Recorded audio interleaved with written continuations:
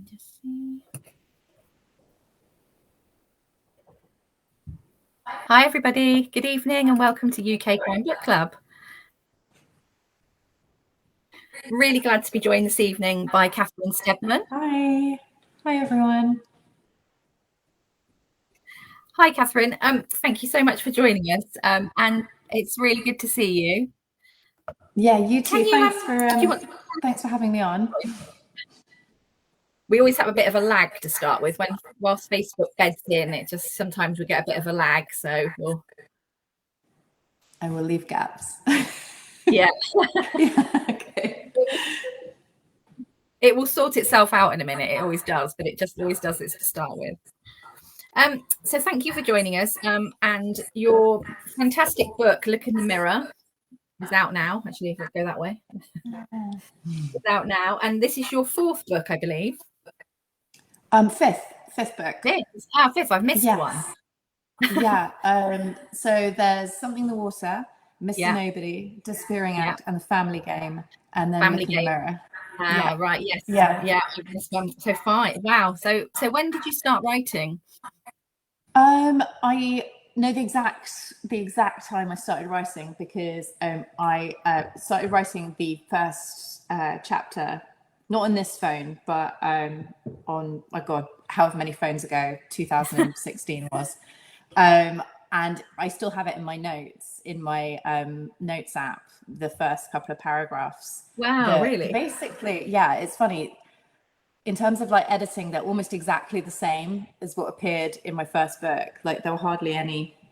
It just came out like in a kind of flow. I was on my way somewhere and I got so into it, I had to sit down at a bus stop, even though I didn't need a bus. I was like, I just need to sit down and do this. So yeah, I know the exact time and the exact place I was in 2016 and what I was on my way to do. And that's when I started. And yeah, after that, I was very lucky because of that sudden sort of explosion of inspiration. It was very pleasurable, the first experience of writing, which I don't think happens very often. But I was very lucky that was my experience of it. Although I do have a tendency to rose tint things. So, I probably have in the past tried to write a book and it went terribly and I just binned it. Do you know what I mean? But I remember this time because this time worked. But that was it. Because your first book was like massive, wasn't it? It was like Reese's Book Club. It was Richard and Judy. It was like huge. Yeah. Something in the Water. It was Something in the Water. Yeah. It was Reese's Book Club pick and she bought the film rights to it. And then I think, if I'm remembering correctly, then when it came out in paperback, it became Richard and Judy. I can't really remember how Richard and Judy works, if it's paperback or hardback. I think it's paperback. I think it is paperback, yeah. And so that became Richard and Judy, and it just sort of took off, and people really got behind it. And it was that thing of like, because I started out as an actress, and I was making fairly good living as that, but I had that sort of mid-career terror that it was all going to be taken from me because of vast old age coming towards me. So I thought I better have some kind of backup plan. And I know writing a book is not like a plan B for most people, but kind of fit around my job because I could do it in like the liminal spaces between things. And like I say, on my way somewhere, I could sit down and just be like 5 minutes late and get down when I need to get down. So yeah, it was like an amazing experience because I just didn't know it would turn out the way it did. And yeah, as I say, like I'm on book 5 now, so I'm sort of, I'm really enjoying it. It's such a creative experience, like much more like viscerally creative than I thought it would be. I thought it would be quite heady and cerebral, but I find that when I'm writing, I get like really into it as much as, like any kind of creative thing that you would do with your hands or, like sculpting or actual painting or anything. It does feel like you're fully invested when you're writing, and I really wasn't expecting that when I started. No, because I guess your other career as an actress is creative as well, but I guess it's very different in a way. Yeah, it's very different. They're both telling stories. One, you only get to tell it from one POV, and the other one you get to tell it sort of from all the POVs, and also like the third person narration if you want to. So there is like there's a lot of kind of useful crossover. Yeah. But yeah, they're very different in terms of like the day-to-day doing of the job.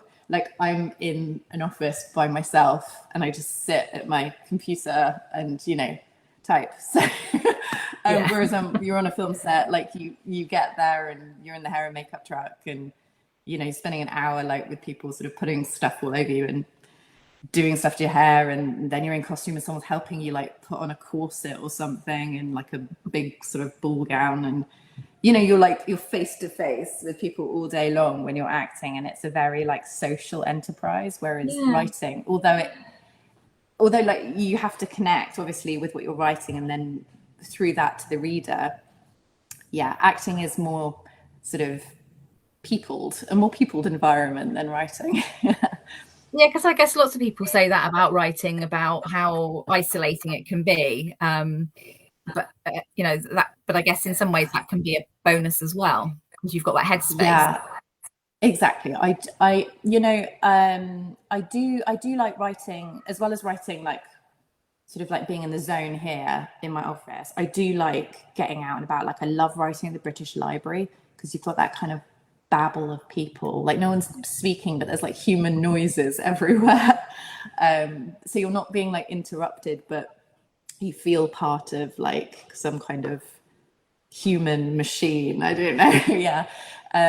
So yeah, I like being out and about as well as sort of being sectioned off. But yeah, I don't think I would get a word written if there were people in here like chatting away to me.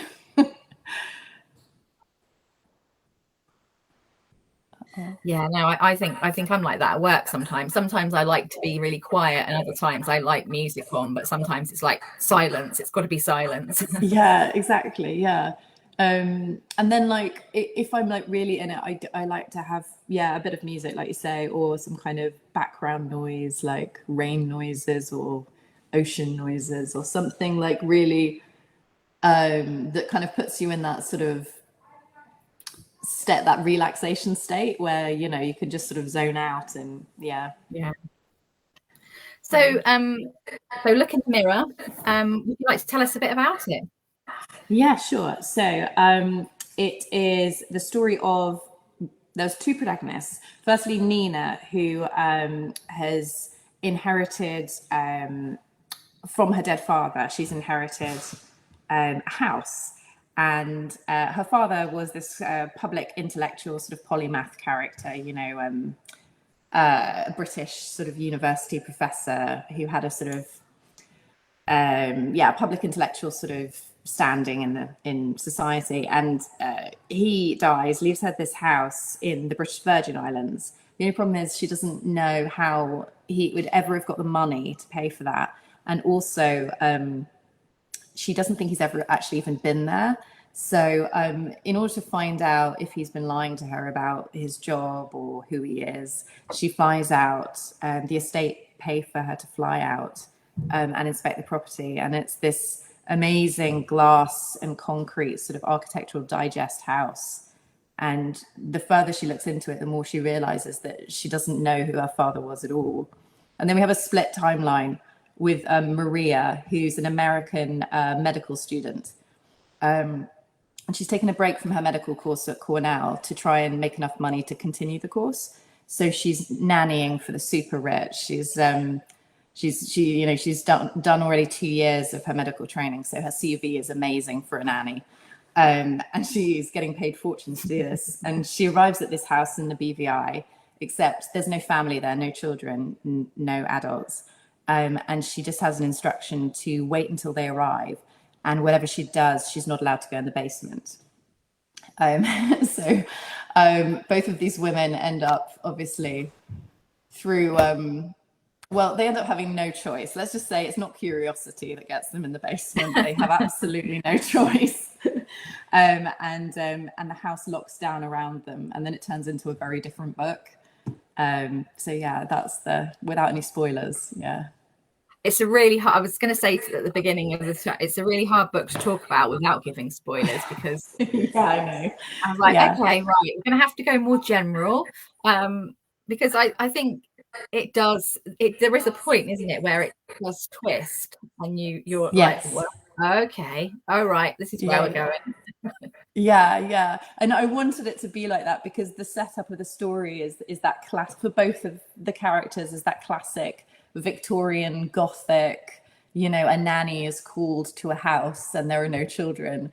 And, Yeah. you know, a young woman inherits a mysterious dwelling, you know. I wanted the reader to be like, ooh, this feels like cozy. And, you know, I know this story. We all know this story. And then the story just goes in a completely different direction, and takes the reader on this kind of unexpected ride, which kind of, I think, you know, I tried to link it back into that, you know, Victorian Gothic throughout. So it's modern, but it links back. There's lots of sort of tropes and themes, like for the eagle-eyed viewer, and little Easter eggs and things. So yeah. Yeah, no, there's definitely, I mean, that sort of locked room, big mysterious house sort of, you know, genre is very classic, isn't it? It's very sort of, but actually, you know, setting it in the British Virgin Isles, and this beautiful house that's, you know, absolutely grand designs on speed, isn't it, really? Yeah. It's yeah. I wanted to go as far away from the creaky haunted house as possible to make it, to just bring it up to date. And also in a way to show that these women aren't idiots. They're not going to go in a room, you know, just out of curiosity to see what happens. You know, they're not going to press a button just to, you know, see what it does or anything. So I thought the more like current I could make it, and make these women like they know the tropes, so that you don't have to, you know, go like, oh, don't do that. Don't go there. Yeah, because they're already going, of course I'm not going to do that. But whoever's, you know, responsible for it all is sort of aware that that might be an issue. So yeah. Well, as you say, they're both clever women, aren't they? They're both clever in their own right. You know, Nina's an academic as well, and she's not stupid, and her father sort of leaves her some messages, doesn't he, within the house? I think we can say that without giving any spoilers. Yes, her father, she's gone there to find out who he was, and you know, and I wanted to tie it into like themes of, you know, grief and that sort of that loss of a person, and when they're not there anymore, your mind can sort of embellish the gaps, and if left to its own devices, you could, you know, you could reframe anything in a certain way. And she's looking for clues. She wants to think the best, but every time she finds something in the house, she can't work out if it's her, or, you know, if there is something off. And for Maria, she doesn't care if the family arrive. She just wants to get paid. She doesn't want to go in a basement. She doesn't want to do anything. She just wants to sit by the pool, get paid. But life is not that easy for her. So no, definitely not. You know, things don't play in that way for her. Unfortunately, she has to go in the basement at some point. But yeah, it's sorry. Yeah. No, I was thinking about what you were saying about that sort of Gothic, and sort of, there is that thing, isn't there, about, you know, being told not to go to the places where you know, people are going to, you know, if you say don't go there, and then, you know, you're going to go there. Sort of like, so you've sort of flipped your head really and gone, well, we're not going to go in there, but inevitably, they do end up in there. Exactly. And I sort of, with the ending as well, like I don't like to treat the reader like, you know, I like to treat the reader like they get what's going on. They don't, you know, I don't need to over explain, because enough is there that if you've come this far in the journey, you understand. So even with the ending, I'm like, I take it as granted that you get this bit, so let's skip to the next interesting bit. And I think that comes again from being an actor, and sort of when I've worked in, you know, in film and TV, and that idea of editing it so that we just get to the juicy bits. We don't need, and I always try to keep like the explanation of things as tight and simple as possible, and only take the reader back through the bits that we absolutely have to have explained, because I feel like people get it. Where like people who read a lot of thrillers, they get it. They don't need, the kind of 5-page long epilogue. And with mine, you get a very snappy epilogue, and hopefully you go, what? At the end. Yeah. There is a lot of what moments in this book, I would say. That's great. That's great. Music to my ears.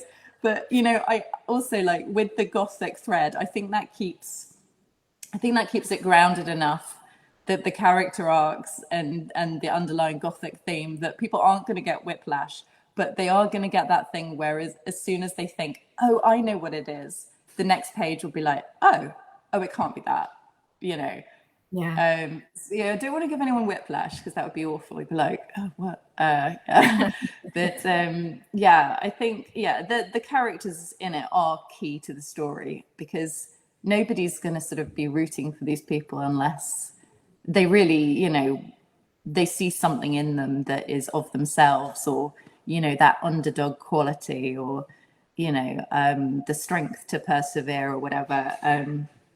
I think it's so important in thrillers to really flesh out the characters. Yeah, definitely. I think I really liked the setting, obviously. What sort of inspired you? Again, that sort of setting it in a really hot, the British Virgin Islands, rather than Sussex in winter. I pretty much never set any of my books in the UK unless it's like a really picturesque area or something, because I feel like when people are, for me, like every now and then, like I will read a gritty procedural, but they're just like, and some people are so good at them, and people absolutely love them, but they're just not my thing. Like I love procedural elements. Like I love to see an ordinary person try and work out how they're going to solve this problem, but I've never really been into sort of the police dramas. So with my books, I try to set them in places that take people outside of their ordinary lives, so that they can, delve into a slightly more elevated sense of what is possible and what isn't possible. So the lines between what is realistic and not realistic become, slightly blurred. That thing of like when you're on holidays and you're meeting all different people from different worlds, and you suddenly realize how strange your day-to-day rituals are, and because other people have completely different ones, and it sort of throws everything into a kind of different atmosphere, the innocent abroad and all of that kind of stuff. And I like people to have a sort of level of escapism with my books. I don't want them to be too reminded of the news or anything like that. Although I've had some people saying like the kind of BVI island and the things that sort of go unchecked and unnoticed, and the super rich and stuff is like worryingly like stuff that we do see on the news. But my books will not take you into the grimy underbelly of the world. But neither are they, flippant about things. I mean, Nina is deeply in grief. She's a very lonely woman. She's devoted her whole life to her father and her career, and both of those things have sort of been plucked from her, and she's adrift in the world. So she's trying to find out who she is through her father. And and Maria is fighting so hard for this other life. All she ends up, doing is having to fight more. It's I like to keep it sparkly and aspirational, but there is a lot of human drama in there and a lot of character stuff, and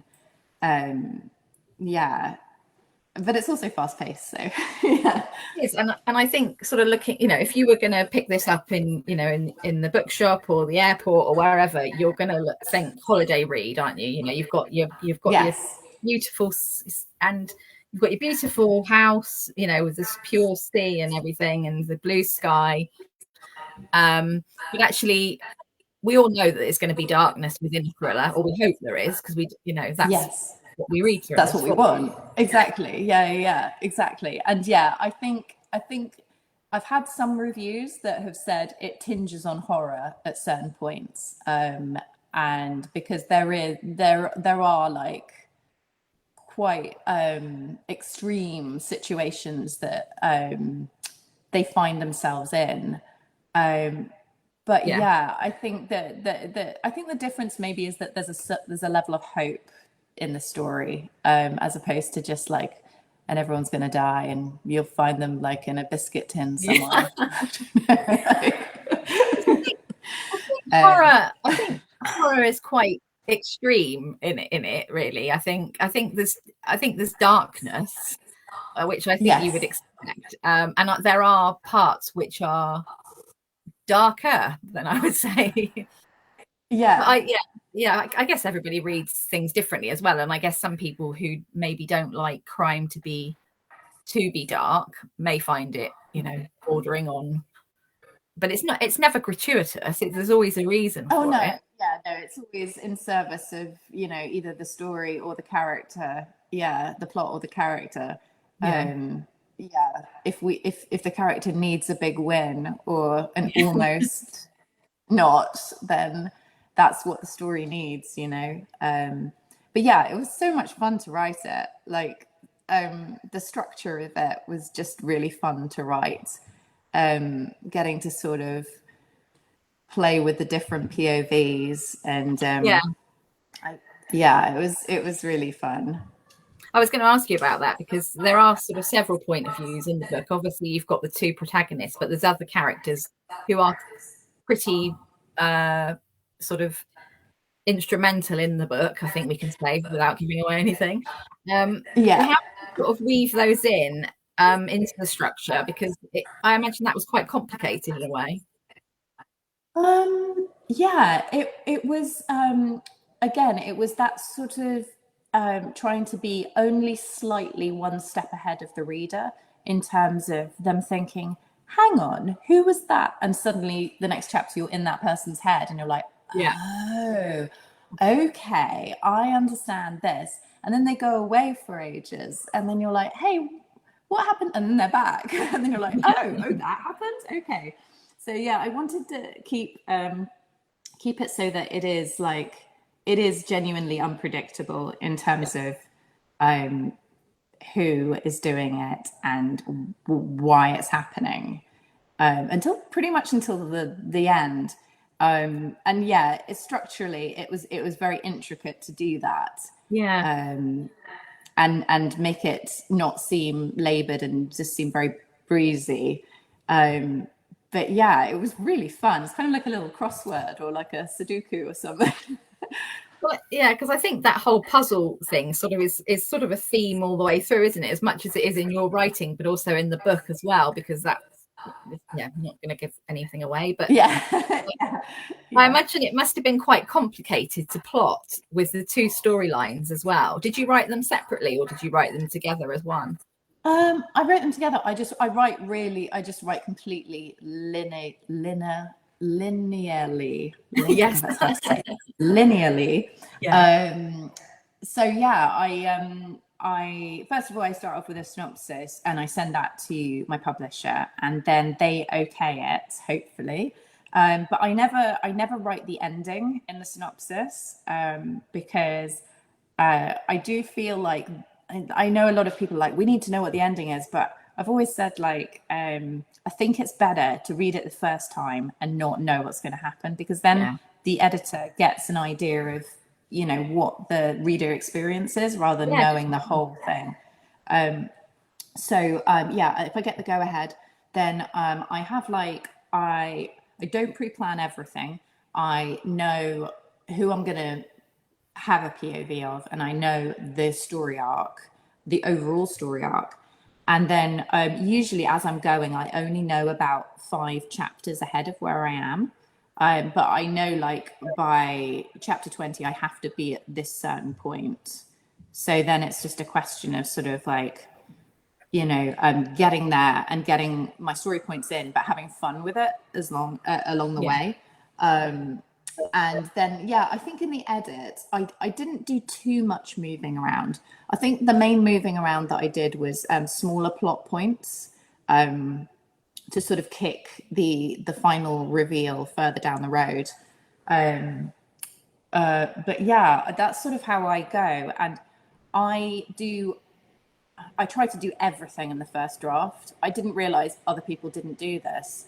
So I try and write the book in the first draft. That's like, I do all of the, because I never knew, like I didn't know you were supposed to do it any other way, but I know a lot of people, they just write the plot and then the next draft is focused on character and then the next draft focuses on metaphor and simile. But I don't do that. I just sort of like write it as like, you just go for it. As I've read a book, like, you know, because I didn't know there was a different way to do it. So yeah, my first draft is as close as I can get it to what I want the finished article to be. And then in terms of edits, sometimes they'll be like, oh, can you pull out a character? We don't need that character. Or can you like flip to plot points or sort of stuff like that. So it's more like my structural edit is more about usually like maybe removing a character or pulling two characters into one, or maybe losing a chapter. It's like sometimes I can get a bit carried away with the character, like I'll sort of fall in love with them a bit and then suddenly they're like buying sandwiches or something and it's like, why is this in here? You know, like why have they gone there to the, you know, the farmer's market? What's going on? And I'll be like, yeah, I don't know why that's. I just having fun with that. We'll use that for a short story or something. But yeah, so that's sort of the way I work. I think it's funny because I think that the idea of working that way terrifies some people, but the other way of working sort of terrifies me. Yeah, like, I think it's so personal. Yeah, it really is, isn't it? Because I can, as I'm writing, I sort of see it all in my head. And then to pull it apart into separate sections would seem really like confusing to me. I would get all knotted up in it, I think. Yeah.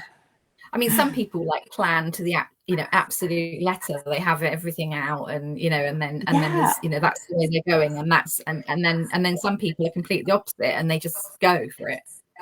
Yeah. I kind of like I see those walls of post-its, and I'm like, I really wish that I was that organized, but yeah, like I'll sort of get an A4 sheet of paper and I'll write some sort of like illegible notes that I'll know what they mean. But yeah, I think one day I am going to give a go to the wall of post-its. I'm going to give it a go. But I'll wait till I don't have a hard deadline, I think. I guess that's the thing, isn't it, as well? I was thinking, if this is book 5, was that sort of, has it got harder or easier to write as you've gone along? That's interesting. I think it's on a book by book basis, and I think it's a lot to do, obviously, with what's happening in the rest of your life. Since the first book came out, I've had 2 kids. And has it got harder? I don't know. It's certainly like more focusing. Having children is much more focusing because you have a certain amount of time, to actually concentrate and stuff like that. But I'd say the hardest one to write was my second one, but I was forewarned that this would be hard. So I just like, I hunkered down and I tore it from myself. in order to have a first draft before Something in the Water came out and all of the reviews, because I knew I had a 2-book deal and I was terrified that Something in the Water might be either a flop or a huge success, and either way writing the second book would be tricky. So I was like, I need something before that comes out, otherwise I'm not going to be able to deal with this. So yeah, I think because I knew my deadline was so tight, and all of that sort of second album stuff was, Yeah. everyone was throwing it at me from every direction. They were like, "Oh, the next one." And so yeah, I'd say it was, but it did sort of give me the impetus to just get it down on paper as quickly as I could, because of that approaching, cliff edge. Yeah.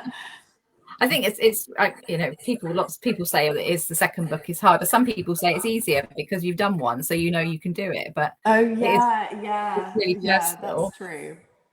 I think, And yeah, also maybe it's like the what was that? deadline, isn't it? Sorry, the deadline is Yes, the other thing. You don't have that with book one.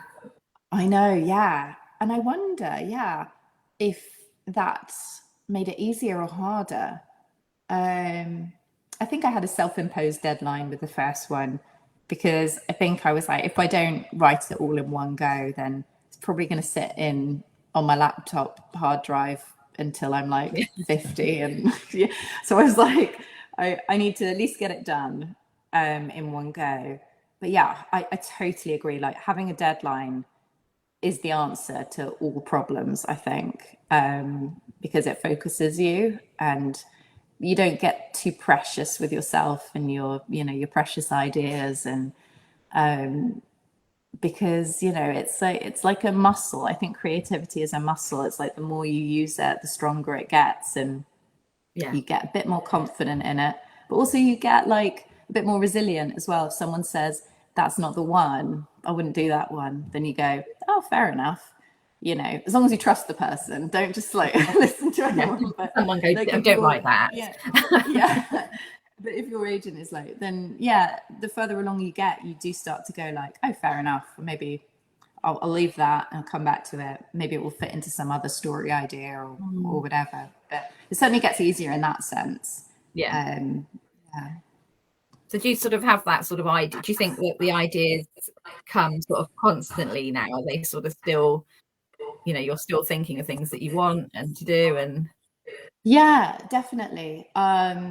Definitely, because I try to treat it as a normal job, because my last job was equally strange and creative and freelance. So yeah, I try to treat it like that. And, I've always got something bubbling away that I'm thinking about or working on. And, it's a very fun job that, that you get to do, if you're very lucky. And I do feel lucky, especially when like the ideas are coming and you're having a good day. You're yeah, like, this is such a great job. Yeah. there's a day when you're sat there looking at a blank piece of paper going, where are the ideas?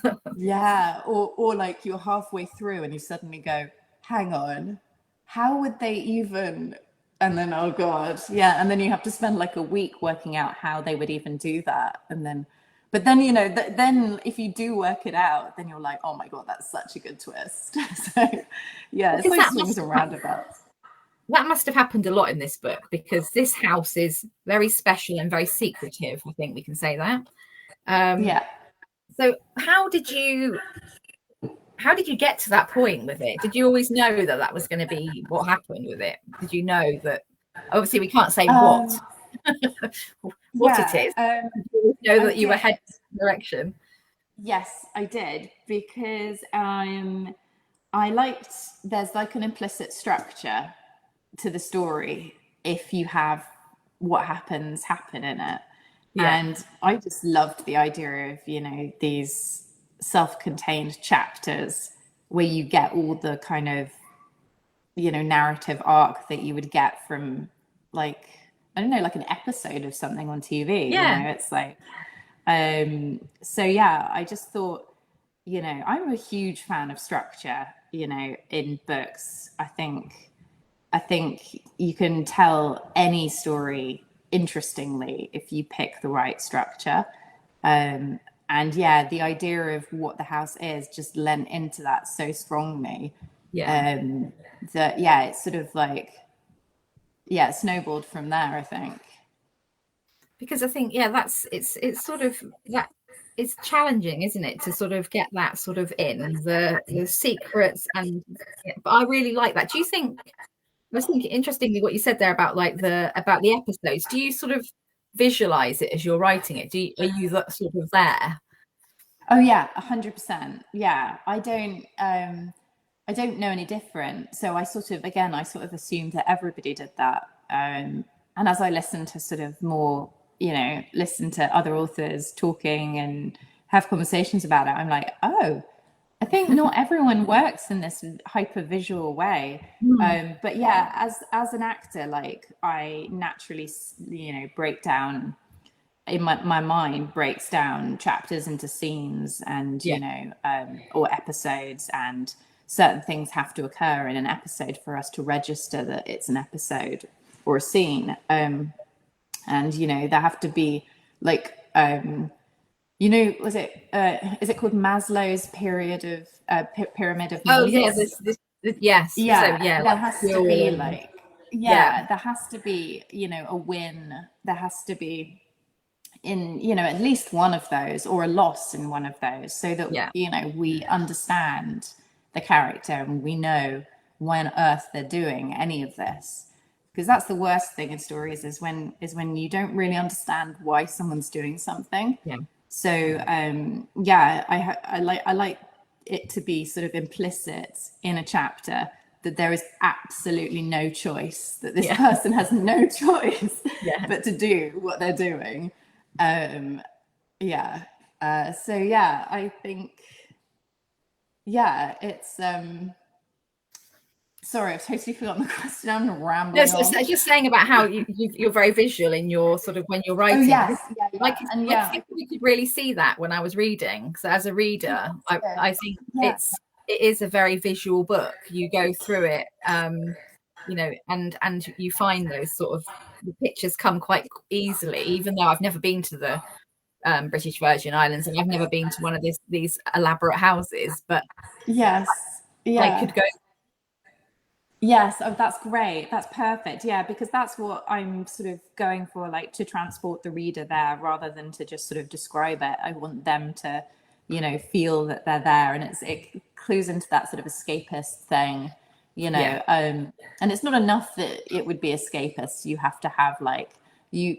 I was saying to someone, it's like yeah, you want it to have a slightly nightmarish quality to it. Like you want to be there, but not you under don't really those want to be there. Yeah. circumstances.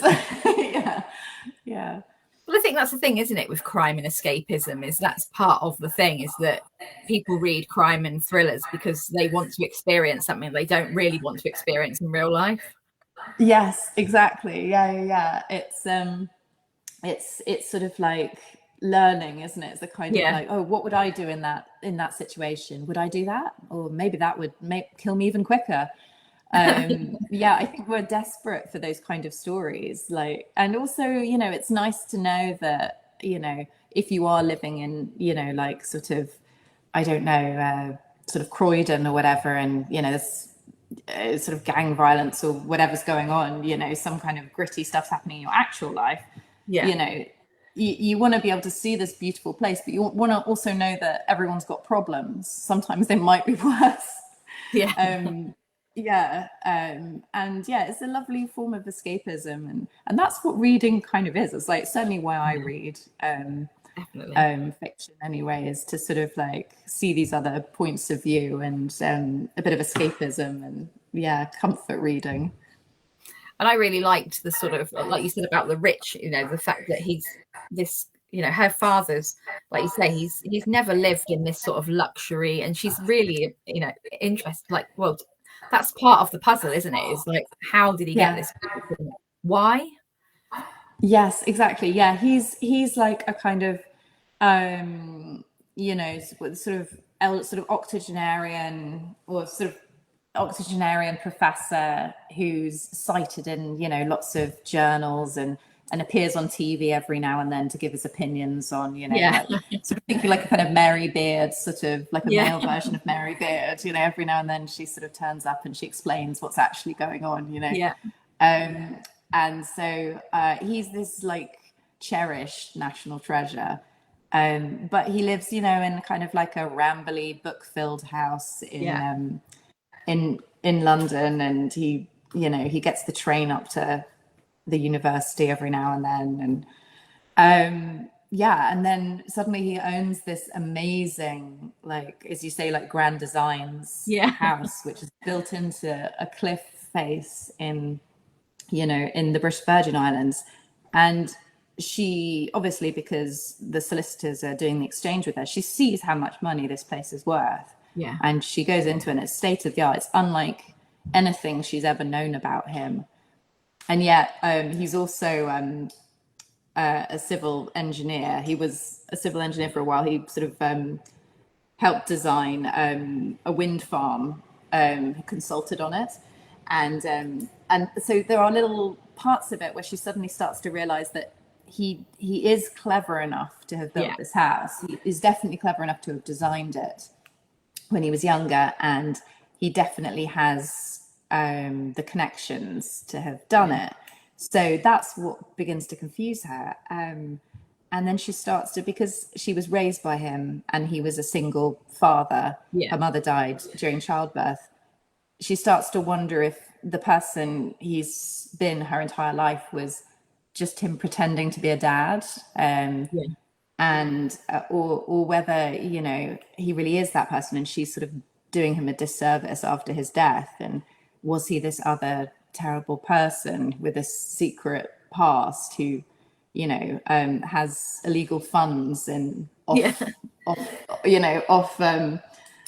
coastal bank accounts and stuff like that? And it sort of plays into all those things, those questions we have about parents, or and being a parent now myself, it's that sort of divide between the person that you are in your life and the person that you're required to be for those you care for, because they don't want to know your problems. They don't want to they don't want to know, like, we've had such a hard day at the office. So you're a different person around your kids, but then obviously that presents this sort of this thriller-esque gulf between who that person might be on a psychological level and who and that both of those people might be able to exist at the same time or not. So it was kind of like, he was very rich in all of those kind of points. And it feels like at the moment, at least, there's so many national treasures that turn out to be terrible people after the fact.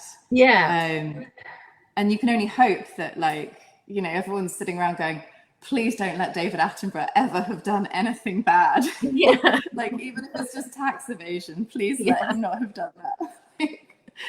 No, it is. And I think that's really true what you said about that sort of parental thing. But also, as a reader reading it, those questions all come into your head as the reader. You're thinking, oh, well, he's going to be a wrong un. Yeah, exactly. He's got this, what's he got this big house for? He's obviously got it through ill-gotten gains, and and she's, all those questions. I mean, they're human nature, aren't they? If somebody you've known your whole life who is completely not this person, then you find out they've left you this house and it's so out of their comfort zone. You're going to ask all those questions, aren't you? Yeah, of course. Yeah. And I think, when anyone inherits anything, I think there's always questions about, I didn't know, that they did this, or that they went there, or that they knew someone else before they married, blah, blah, blah, all that kind of stuff. And obviously this is taken to the nth degree because it's it's a thriller, but they're universal themes that I think kind of, haunt us all. Absolutely. So this, you said you really enjoyed this one. Is this because it's quite different than your other books, isn't it? I mean, it's similar and it's a thriller, but it's a very different concept. Yes, yeah, it's a little more high concept than I feel like I tested the waters slightly, pun intended, with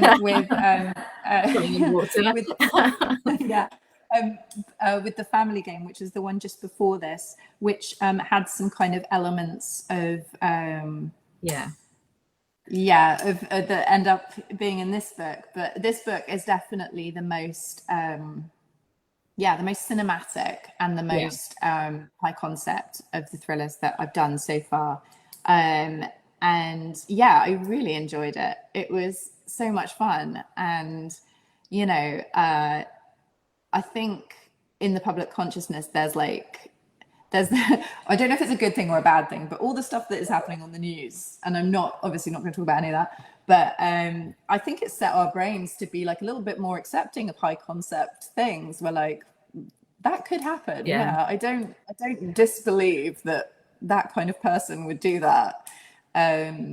So yeah, it's I'm not sure I would have written it this way, you know, like pre-pandemic, but so much has happened in the world, you know, that I think it has like vestiges of, you know, even if it's like more and more of an allegory or whatever, but there are elements where you're like, oh, an island where rich people can get away with things and women disappear, or you know, that's, so it's not that yeah, it's no longer, unfortunately, that strange an idea.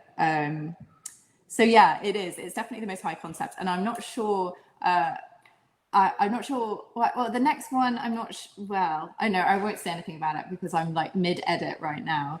I was going to ask you about what's next, actually. Yeah, yeah. I don't think I'm allowed to say anything actually about the next one, but except that it will be out next year. But yeah, it's yeah. If you enjoy this one, you'll definitely enjoy the next one. And actually, if you liked, actually, yeah, no, it is very. It's quite similar in tone to Something in the Water as well. But yeah, all of my books are, you know, strong female protagonists who are every women, so they're not like, most of them aren't detectives, or you know, they don't have any sort of background in crime or anything like that, but they're sort of they meet sort of extraordinary circumstances that there's no way they can get around, sort of foist themselves onto their lives. So yeah, if you like that kind of thing, it will definitely be something to look out for. Yeah. I just think it's really nice because I mean I read a lot of crime and a lot of thrillers, and it's just nice to read something that's really different, I think, and it is really good.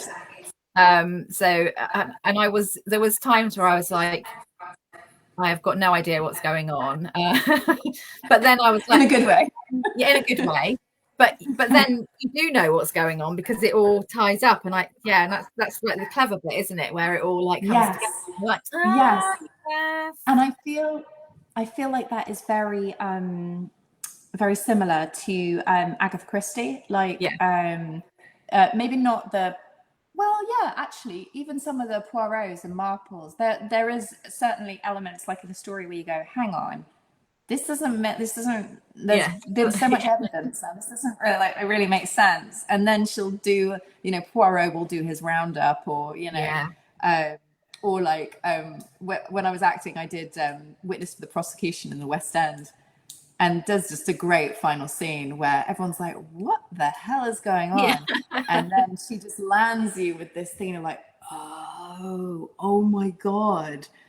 Because she's sort of like worked out how it all fits together. And and actually there's quite a lot like that in her book, isn't there, really, where you're sort of, you think, well, that couldn't happen, or how did she do that, or there's no way that person could have been in that place at the same time as they were in that place, but then they can. I'm thinking about like Under the Sun and Death on the Nile, all those ones where you've got that real, you know, where it seems impossible that it's happened, but it really is. Exactly. Yeah, exactly. Yeah.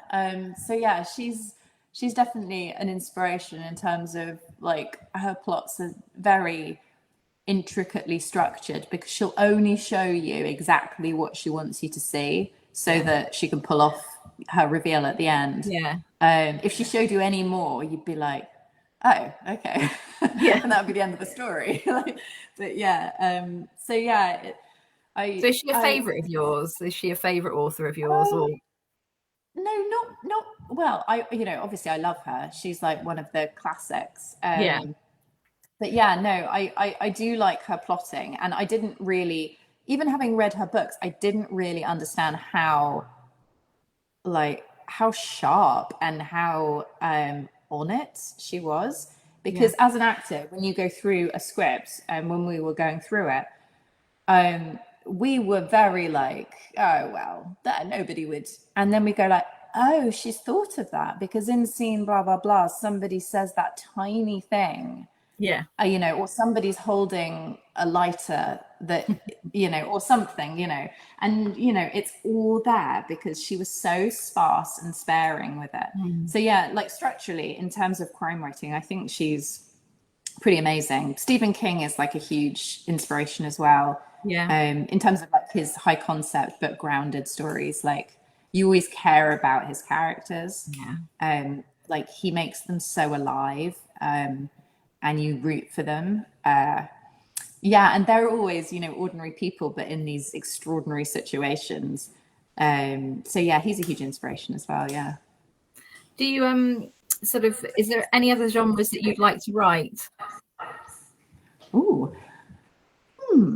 I don't know. I never really thought about that. I feel like there's a lot of scope within thrillers. I feel like a lot of even a lot of literary stuff, literary fiction right now is thrillers. Yeah. You know, when you boil it down. So I think there's a lot of scope within it. Basically, like something's got to happen. Something's got to happen in a story, doesn't it?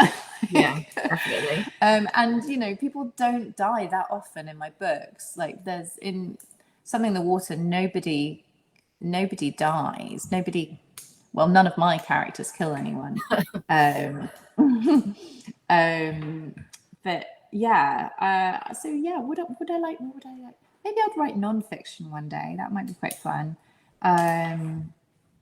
But yeah, I don't know. I think at the moment I'm quite happy in Yeah. thriller Like you because it's a say. vast genre. Yeah, and Yeah. I can see one day in the future, like maybe moving into like doing a series because I haven't tried that yet. I've only done standalones so far.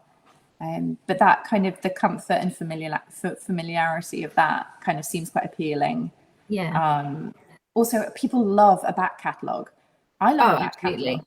Yeah. Like, yeah, sometimes I get nervous if someone's only written one book because I'm like, what am I going to do if I like it? I'm gonna have to wait a year. Yeah, so yeah, part of me would like to do a series one day. I just got to get this too big deal done, and then maybe have a think.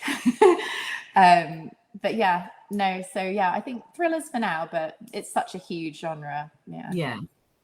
I think series is really interesting because quite often people start writing a series and then go to standalones, don't they? So Yeah, that's what Christie did actually, isn't it? She yeah. started with a Poirot on a bet.